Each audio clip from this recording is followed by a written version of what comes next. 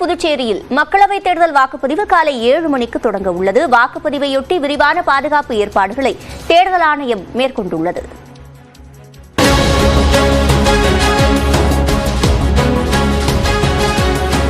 இந்தியாவின் 18வது மக்களவை பொதுத் தேர்தலுக்கான வாக்குப்பதிவு இன்று தொடங்கி ஜூன் 1ஆம் தேதி வரை 7 கட்டங்களாக நடைபெறுகிறது. இதில் தமிழ்நாட்டின் 39 தொகுதிகள் மற்றும் புதுச்சேரி தொகுதிக்கு ஒரே கட்டமாக இன்று தேர்தல் நடைபெறுகிறது.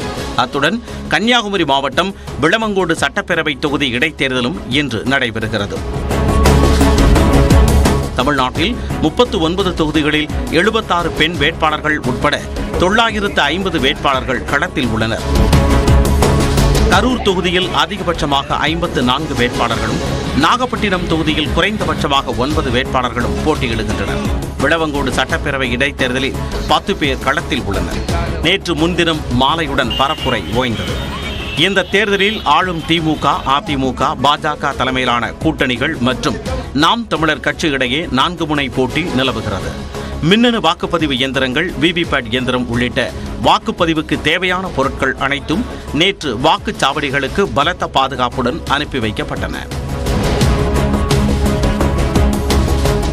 இந்நிலையில் தமிழ்நாடு புதுச்சேரியில் இன்று காலை 7 மணி முதல் மாலை 6 மணி வரை வாக்குப்பதிவு நடைபெறவுள்ளது. தமிழ்நாட்டில் 6,23,00,000 வாக்காளர்கள் வாக்களிக்க தகுதி பெற்றுள்ளனர். அதில் 10,92,000 பேர் முதல் முறை வாக்களிக்கும் வாக்காளர்கள் ஆவர். பொதுமக்கள் சிரமமின்றி வாக்களிக்க வசதியாக 68,321 வாக்குச்சாவடிகள் அமைக்கப்பட்டுள்ளன. 1,58,000 வாக்குப்பதிவு இயந்திரங்களும் 86,858 விவிபேட் இயந்திரங்களும் பயன்படுத்தப்படுகின்றன.